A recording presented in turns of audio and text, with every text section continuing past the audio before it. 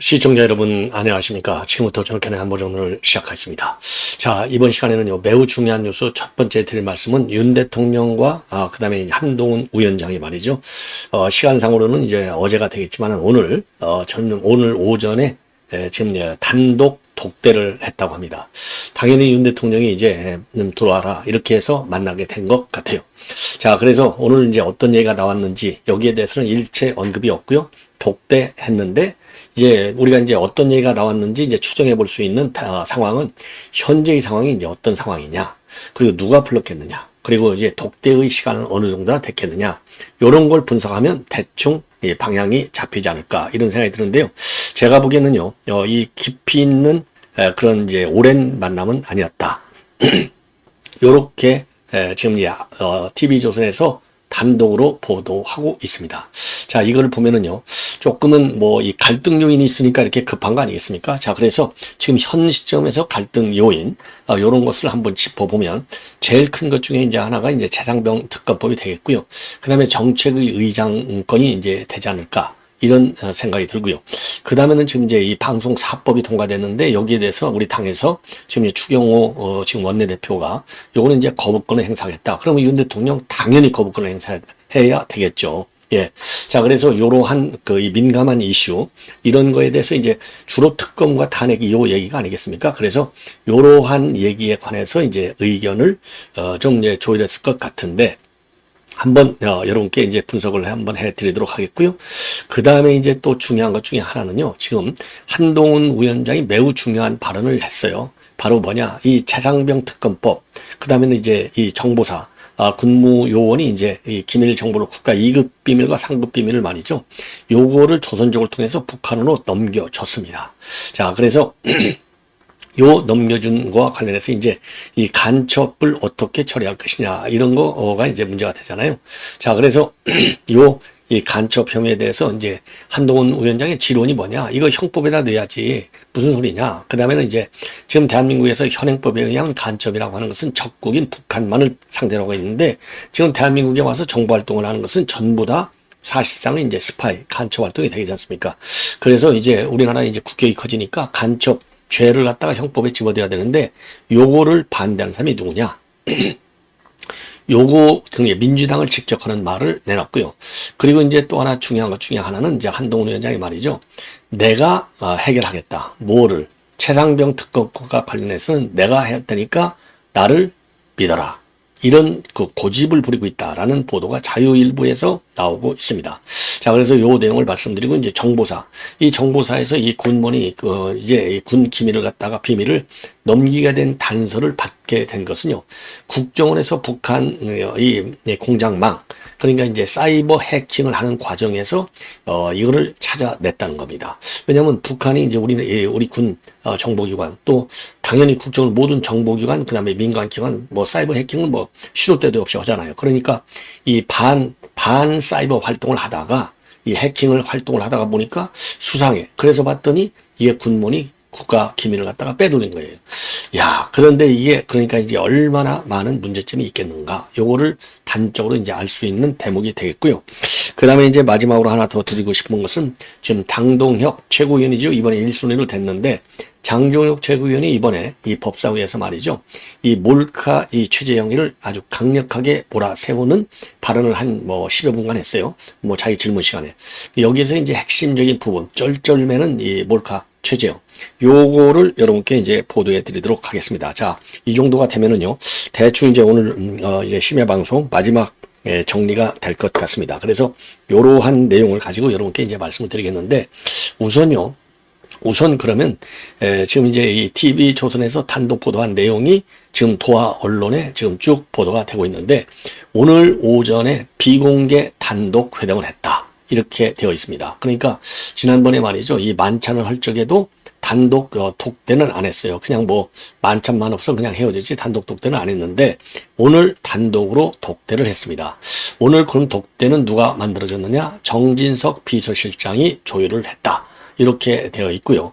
자, 이번 이제 조율 과정에서 당정 결속에 대한 공감대를 상당 부분 이뤘을 것이 아니냐. 왜냐? 이미 말이죠. 이 축사, 윤 대통령이 이제 축사하러 갔잖아요. 거기에서 우리는 딱 완팀이다. 그렇죠? 이번 완팀이 뭘 해놨습니까? 체코 원전을 발언했잖아요. 그리고 이제 지금 현재 시국은 지금 민주당이 탄핵 특검 정국을 통해서 지금 이 대통령의 임기까지도 지금 단축시키겠다. 이런 난리를 치고 있는 거 아니에요?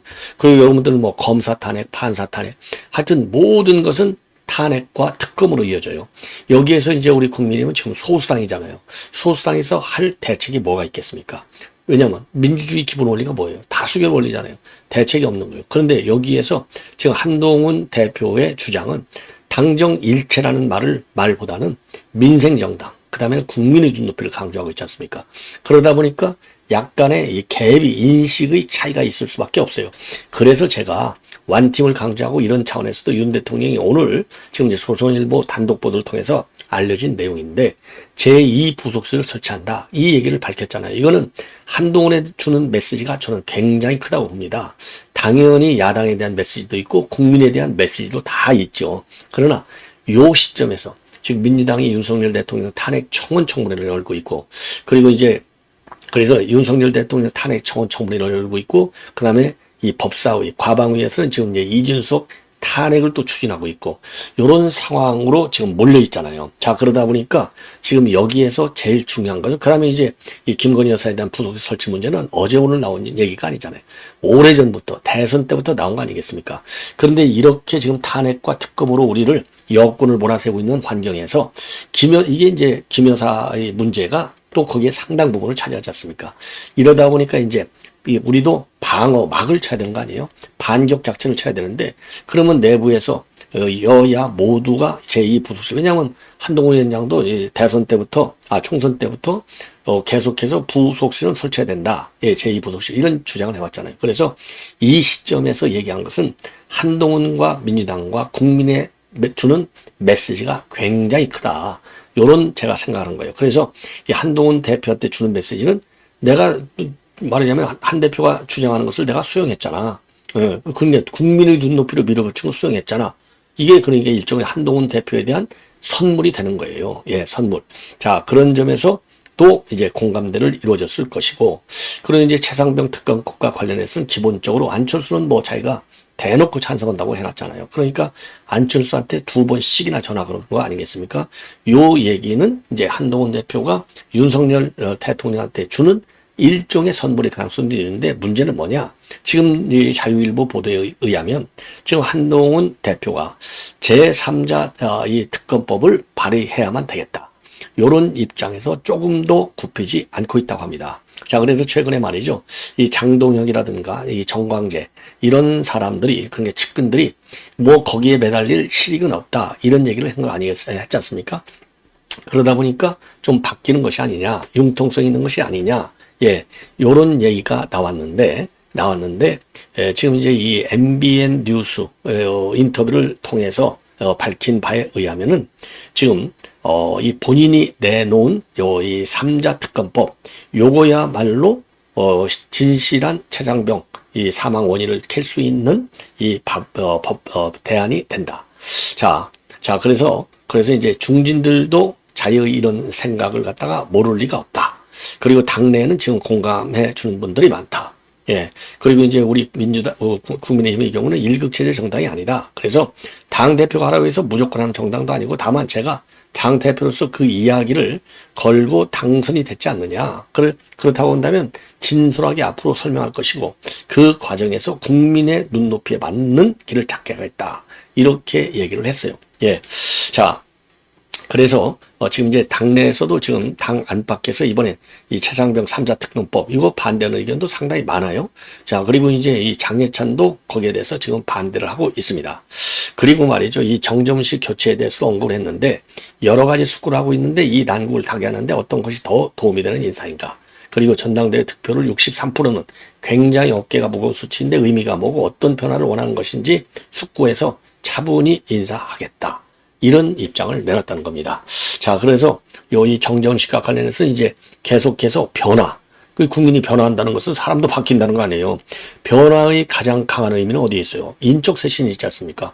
그러니까 국정이 어려울 때, 비판을 받을 때, 이 내각을 개편하고 딱 그런 거 아니겠어요? 그래서 지금 한동훈 지금 대표의 KBS 라디오라든가 그다음에 MBN 여러 인터뷰 그리고 이제 그동안의 최고위라든가 기자들하고 이제 접촉하는 기회에 한 얘기를 보면 3자 특검법을 고집하는 것은 맞다. 다만 국민 눈높이 여전히 이제 이 얘기를 하고 있어요. 국민 눈높이. 요런 걸로 보면 살짝 이제 이 빠져나갈 수 있는 출구 전략을 지금 만들어 놓고는 있는 건 아니냐. 하지만 1차적으로 내가 설득하겠다라고 했다는 거예요. 그래서 요러한 특검법과 관련된 문제 그리고 이제 정정식 위원장의 교체 문제, 그리고 이제 이진숙 지금 탄핵을 또 추진하고 있지 않습니까? 이러한 민감, 그러니까 이제 이 여야 간의 아주 최대한의 갈등이 시도됐겠고, 그리고 이제 한동훈 대표가 그동안의 선거 과정에서 한 발언을 보면 용산과의 갈등 이슈들도 굉장히 많아요.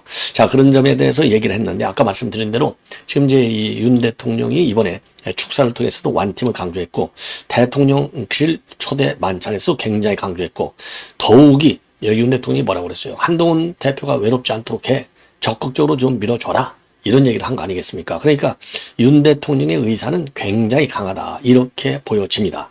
자, 그래서 그런 점에서 본다면, 그리고 이제 한동훈 대표도 윤석열 정책의 아주 대표적으로 성공한 정책들 쭉 열거하면서 이런 성공한 정부, 윤석열 정부를 성공한 정부로 만들어야 되겠다. 이런 의사를 강하게 또 표현했지 않습니까?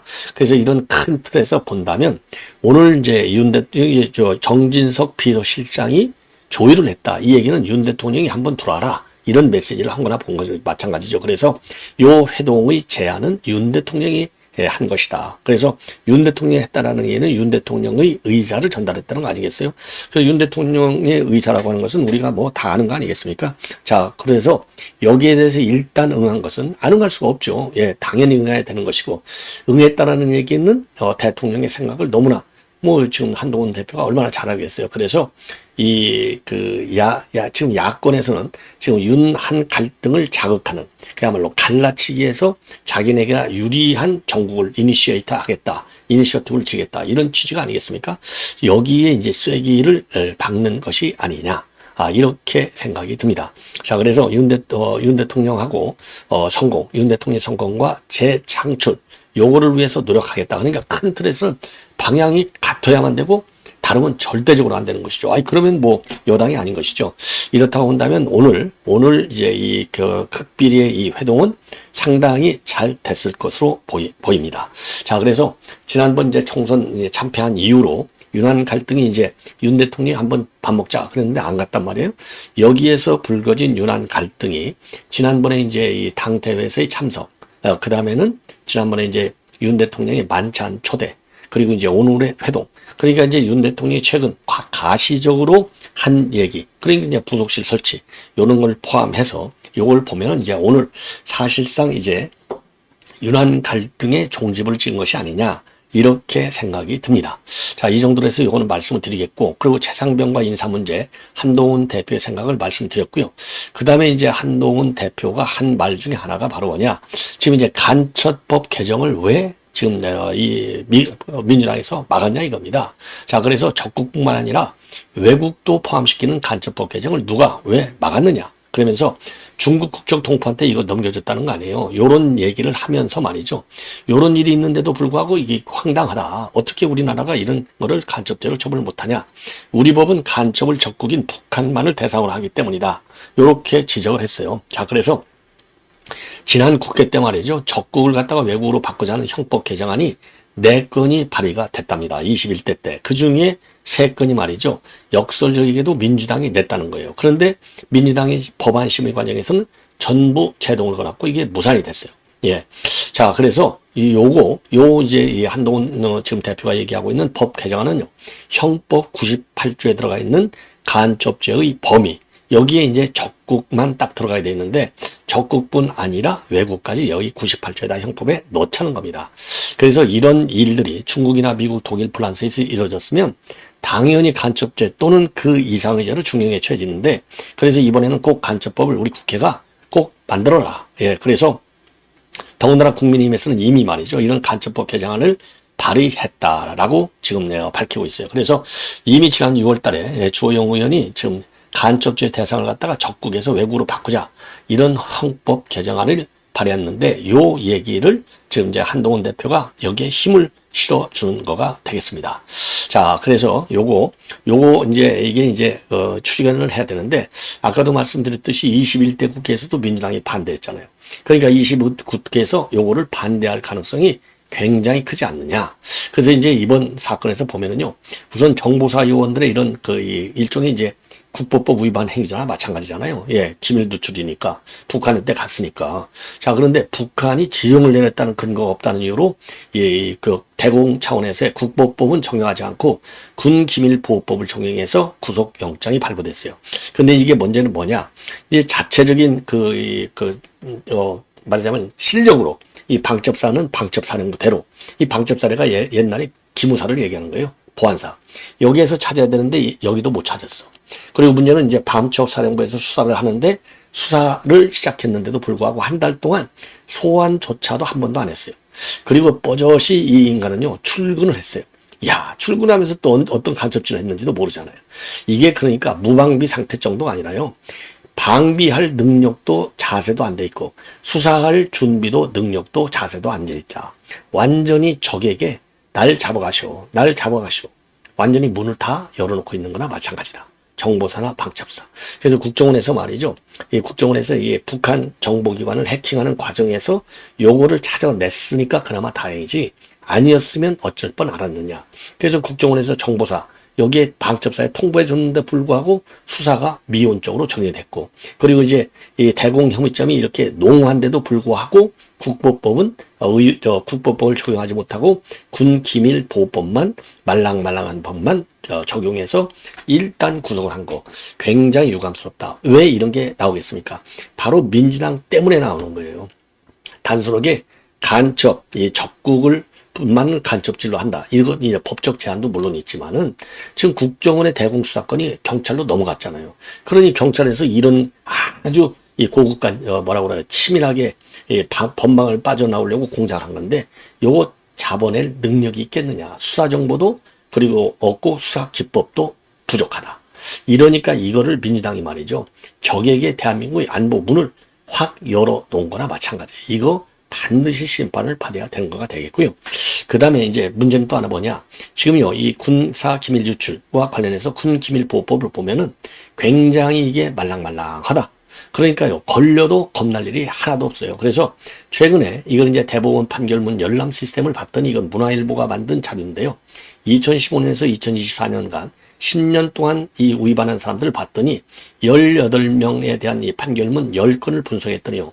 자, 실형을 선고받은 사람이 단 한 명도 없어요. 집행유예가 무려 16명이나 됩니다.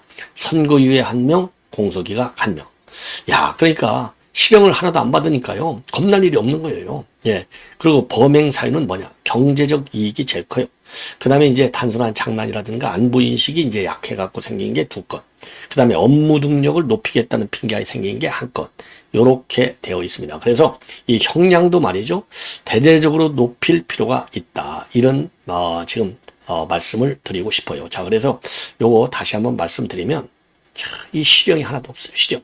예, 큰 법적인 루폴, 구멍이 되고 있다. 이런 지적의 말씀을 드리고 싶고, 자, 그 다음에는요, 이 정도로 해서 이제, 여러분께 군 기밀 유출과 관련된 내용은 전부 다 말씀을 드렸고, 그래서 지금 정보사, 요 사고가 지금 상당한, 지금 문제가 되고 있다. 이런 말씀을 드리지 않을 수 없습니다. 자, 이 정도까지만 말씀드리고, 이제 마지막으로요. 자, 이제 박정아 비서실장이 정책의 의장 교체와 관련해서는 백지에서 시작해야 된다. 이런 입장을 내놨어요. 김태현 정치쇼에서 나와서 했는데, 물론 내 개인적인 의견이다. 이렇게 했지만은요. 이 사람이 비서실장인데 개인적인 의견이 될 수가 있습니까? 아무리 입으로 개인적인 의견이라도 이걸 개인적인 의견으로 받아들여? 그럼 그 받아들인 사람의 인식에 문제가 있다. 저는 그렇게 봅니다. 자, 그러면서 뭐라고 얘기했느냐? 정책의 의장 교체가 왜 그렇게 논란이 되는지 모르겠다. 최종적인 결정은 당 대표가 하는 것이다. 이렇게 얘기를 하고 있고요. 그리고 이제 뭐라고 좀 얘기를 하고 있느냐? 이게 이제 이 정책의장 자리가 가지고 이제 논란이 되고 있는 거. 이거는 뭔가 개운치 않은 느낌, 뭔가 이 습하고 어두운 느낌이 있다. 이런 얘기를 한 거예요. 그러니까 이 친윤계들에서 그냥 정정시로 가자. 요게 뭔가 불쾌하다 이런 얘기나 마찬가지인 거예요. 그러면서 이게 쉽지 않은 당직인데 이걸 갖고 왜 연연해 해야 하느냐. 최고의 의결권과 관련된 구성을 두고 어디선가 헤게모니를 줘야 된다고 생각하는 건지 이런 생각도 든다. 이건 그러니까 친윤계들이 지금 친한 체제를 흔들려고 하는 것이 아니냐. 뭐 이렇게까지 생각하고 있어요. 그러면서 진행자가요. 정의장 교체 여부가 당정관계 관련이 있다는 보도가 있는데 어떻게 생각하느냐 이렇게 김태현 변호사가 물었어요. 앵커가. 그러니까 누구나 다 알듯이 대통령과 한 대표는 각별한 사이인데 두 분 사이에 소통이 원활하고 합리적인 결정이 나오면 건전한 당정관계가 수립되는 것이다. 굳이 또 다른 누군가가 중간에 의결권을 가지고 역할을 해야 한다고 생각하는 것 자체가 맑아 보이지 않는다. 야, 그러니까 이제 굉장히 안 좋게 보이는 거예요. 안 좋게 보고 있어요. 정정씨를 그대로 앉히려고 하는 것은 지금 이제 친윤계에서 한동훈 체제를 흔들려고 하는 그런 꼼수를 가지고 있는 게 아니라 이 결정권, 이게 나와 있잖아요. 자, 그리고 대통령과 한 대표가 한 독대를 추진하고 있느냐 이런 질문과 관련해서 없다. 대통령과 대표와의 관계는 그냥 우리가 흘러가는 대로 두는 게 맞지 않느냐 이렇게 언급을 했어요. 자, 그러면서 말이죠. 당내에서도 새로운 변화로 기존의 틀을 벗어나야 된다. 변화를 강조하고 있습니다. 자, 이런 걸로 보면은요. 지금 이제 뭐 당연히 비서실장, 아까도 말씀드렸듯이 정진석 비서실장이 조율했으니까 정진석 비서실장이 정치적인 중량감이 있잖아요. 오선 의원. 오선 의원의 중량감이 있기 때문에 박정화 이 사람은 이제 이선인데 그런 선수의 차이라기보다는 둘 다 이제 비서실장이라고 하는 직책을 가지고 있기 때문에 중요한 것은 당연히 직접 조율했겠지만은 이제 보안상으로도 말이죠. 박정화도 당연히 비서실장이 모를 리가 있겠습니까? 당연히 알지. 자, 그런데 이제 보안상 나는 그거 모른다. 이렇게 이제 부인한 것 같아요. 자, 그래서 어떻든 간에 이 단독 독대 회동을 했다는 것은 지금 이제 야당이 주장하는 특검과 탄핵, 요 정국의 세기를 박는 그런 전략, 방향, 그 다음에 중요 정책의 정책 방향, 요런 거에 관한 당정 간의 이 화합, 이 완팀, 요거를 각별히 양보하는 자리가 됐고요. 아까도 말씀드린 대로 윤 대통령이 축사하러 갔어요. 그 다음에 이제 바로 당선된 다음날 만찬을 해. 여기에서 계속 한동훈 대표한테 힘을 실어라. 외롭지 않게 해주라. 도와줘라. 이런 얘기를 강력하게 한 연장선상에서 독대가 이루어졌기 때문에 주로 이제 이 한동훈 대표에게 힘을 실어주고 또 한동훈 대표도 사람인데 정치인이전 사람이잖아요. 더군다나 20년 형동생하고 있는 사이가 아니겠습니까? 이런 걸로 본다면 오늘 회동은 상당히 이 공감대가 커지는 아주 결정적 계기를 만든 것이 아니겠나 이렇게 생각이 듭니다. 자, 시청자 여러분 이것으로 본 방송은 마치겠고요. 편안히 주무시기 바랍니다. 대단히 고맙습니다.